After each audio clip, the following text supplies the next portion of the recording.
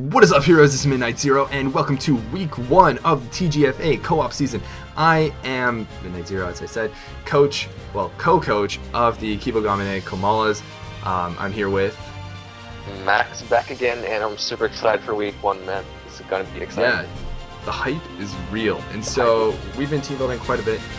We put a lot of thought into it, and it was really fun working together to come up with these sets that we both wanted to use, and, you know, of course, trying our best to win. So here we are. We're going up against Matt and Ethan. Do you know? They're just called Matt carries you. Matt carries. Okay.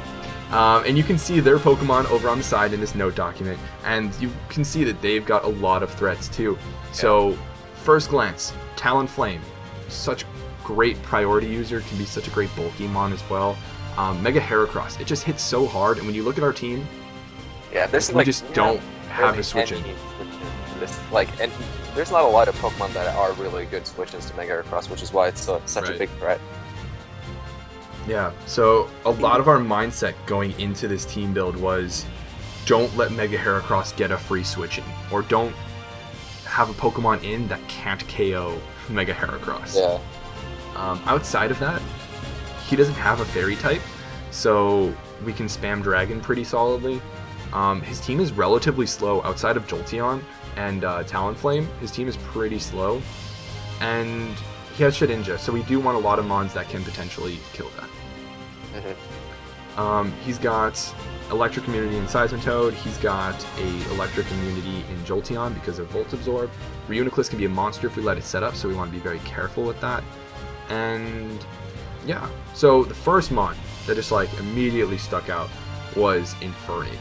So when we look at Infernape, just holy cow, a Life Orb mixed set was just great. Initially we were thinking just special, with Nasty Plot, maybe like Overheat, maybe Fire Blast, but then Max and I hate using inaccurate moves. So we were like, let's try to make this work with Flamethrower if we can. And we did.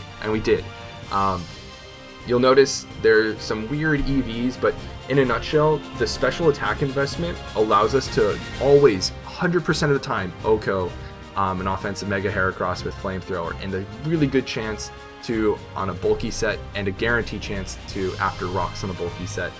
So Flamethrower is really good. It hits everything hard, especially after going in Blaze, which we will eventually reach after some Rock switch-ins and Life Orb recoil hits. So Flamethrower is going to hit a lot of things hard. It's also there for Ferrothorn. Close Combat is there to hit stuff like Zangoose, or all of the special switch-ins. Maybe an Assault Vest user, he might switch in after he realizes that we're more like specially oriented. So, you know, Grass Knot into Close Combat does a ton of damage to Hariyama, especially after Rocks. And after some Volt Turn, Close Combat can pick up a lot of his walls that might be more dedicated to one side or the other, but can't handle a mixed set from something like Infernape. We've got Grass Knot for Jellicent, we've got Grass Knot for Seismitoad.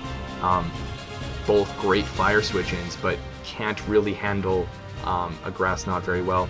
And if we do force a switch, we've got Nasty Plot, where we double our special attack, and those previous 2-hit KOs where we have to worry about maybe taking a Scald in between or something like that become OHKOs, especially after Rocks. So, Infernape, such a threat. Yeah, such a huge threat. The main reason why I think we brought this was because they do not have a switch set we brought, except for maybe Talonflame, which is probably the best check they have. But like, we definitely have something planned for Talonflame set, but we're not that we're like, oh, they're gonna sweep us with Talonflame. Have this. Right. So Infernape's gonna wreck. That's all I can say. Yeah. The speed is there to just barely speed creep max speed Hydreigon. The rest of the EVs went into HP and defense so that we tank some hits better. The HP there is to minimize or to optimize for Life Orb recoil. And when we had the chance, we invested more so in HP than defense, so that if we get hit by a Brave Bird from Talonflame, the Brave Bird will do more recoil to Talonflame. Yeah. And so next mon.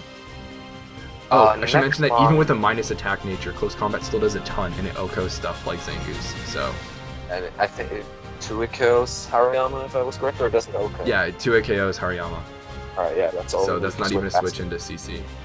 Yeah, so the next Pokemon is Calm Mind Sunset. It's pretty common with Hyper Voice, Hidden Power Fire, Calm Mind, and Wish. Now, Wish is just there for recovery reasons, and we can just put it like if, because a lot of our Pokemon don't really have recovery, so if like our Krookodile is low or our Rotom is low, we'll get to those. You can censor that because I completely forgot. You can censor that if you want. Alright, You're fine, yeah, it's visible, so. we can Wish Pass to them, and Hidden Power Fire is there for stuff that walls us, like Thorn Shedinja, or Pharaoh Thorn. Shedinja, yeah. Other than that, it's a really good counter egg on switching. Like, both stabs, we're immune to one is resistant, we have amazing special defense.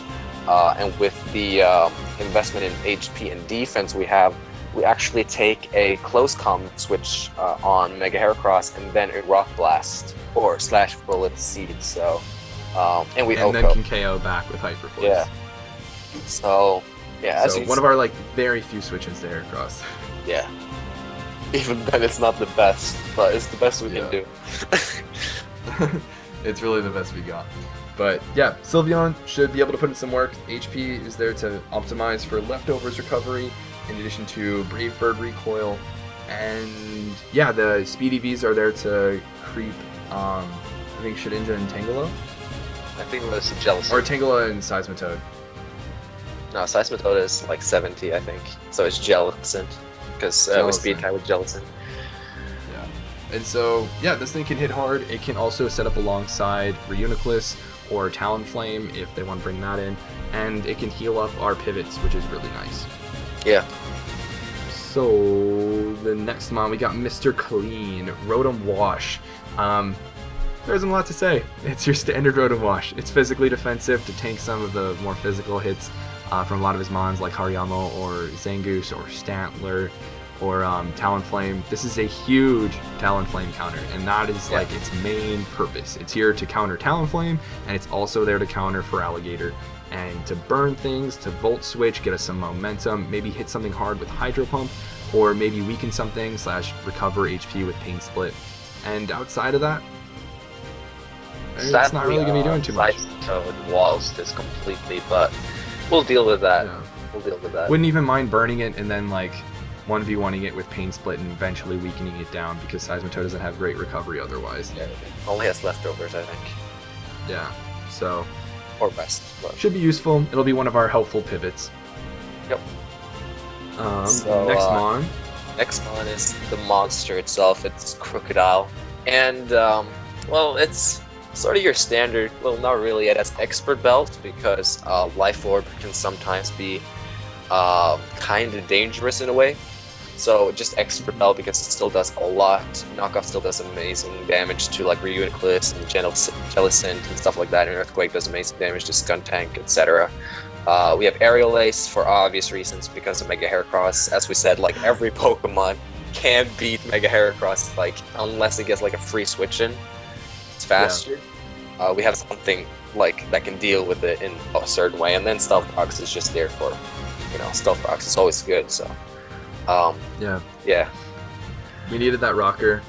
He's got Talonflame, and that little bit of chip damage adds up over time, so it's really nice. The speed is just barely to outspeed Zangoose, which is actually a huge threat to our team. So we wanted something that can hit it really hard, maybe put it in fake out range, or something like that. And yeah, we hit everything really hard, even if it's not Life Orb or super effective. So like Earthquake 2 it KOs Hariyama, even if it's leftovers and max HP.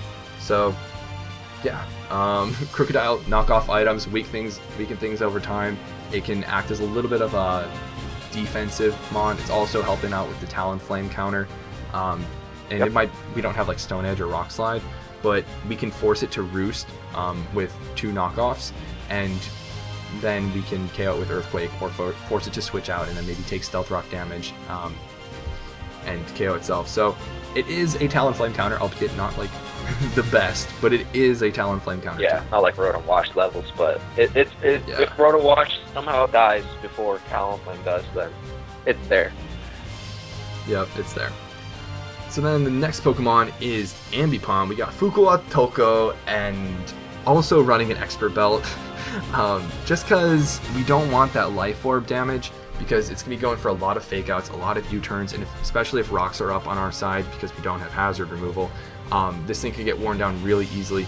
And not to mention, fake out already does so much damage. It does like 45% to an offensive Talonflame, and it's going to be so crucial in picking up that little bit of chip damage that's going to allow a lot of our Pokemon to just sweep, primarily Infernape. Once Talonflame is gone, Infernape just cleans up. And U-turn is there for some great momentum. Seed Bomb is there for Jellicent and Seismitoad. It 2KOs Jellicent, Aerial Ace, Okos, Mega Heracross. Again, we're not letting that thing get in for free. That is not going to happen. We have enough speed to outspeed Hydreigon. The rest of it went into HP and defense. HP is there for Stealth Rock, optimization, and to maximize Brave Bird recoil damage, and just max attack to hit so much as hard as we possibly can with those little bits of U-turn and those fake outs. This thing is going to be really difficult to kill unless he's got Talonflame in. Or Scarfer, like a surprise Scarfer. Yeah, or a Scarf. But we'll see. We'll see how that goes. Also, Shedinja does not wall this because of Aerial Ace as well, which is really nice. I think every Pokemon on our team also has something for Shedinja, much like Cross in Aura. You're right. So, and then we were really struggling for the last Pokemon because a lot of our Mons deal with his team pretty well. Take away with the last one. Last one is Joey Pokegame himself, Latios, which now we have Life Orb because, we just want to hit really hard with Latios. Like, it's supposed to be staying alive as much as, like, Anderpalm will we have to, like, make Anderpalm stay alive because we need that fake out and U-turn, just get out of there. But Joey is just there to hit hard and then drop a Draco. Yeah, drop a Draco. And we also, I think we have move for every Pokemon, kind of 2-hit KOs. Every Pokemon, I'm pretty sure. We just hit everything hard. Yeah. Draco, Psyshock, Shadow Ball, T-Bolt. Yeah, T-Bolt is for, like, Jellicent, same with Shadow Ball.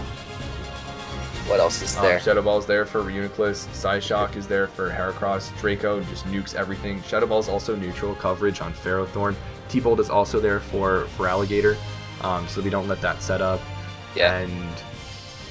And this thing is a good special pivot as well. It's something we're okay with dying early on, and something that might just tear a hole to allow something to set up or something like that. So it's got a lot of special attack. It's got enough speed to outspeed Hydreigon, of course, and the rest goes into HP so that Talonflame takes more Brave Bird recoil, and it also works out really well with Stealth Rock numbers. Yeah, and we also didn't really need Defog because our team isn't that Stealth Rock weak, but as well, the only, like, hazard removals they have are Skuntank and then Talonflame, if you want to count that, which I kind of don't. So it's only Defog, so if they want to get rid of hazards, they get rid of our hazards too, so it's not like we need to do that much this week. And our team isn't really that hazard weak as is, and the Pokemon that, like, will be taking hazard damage aren't planning on, like, switching too much. So, maybe Rotom Wash, maybe Ambipom, maybe Latios, maybe Sylveon even will be taking a decent amount of Stealth Rock damage if they're up early on and they stay up. But all it's going to take is, 1 or 2 Stealth Rock switch-ins for Crocodile and Infernape to come in once or twice and then be in for the rest of the game as they clean it up.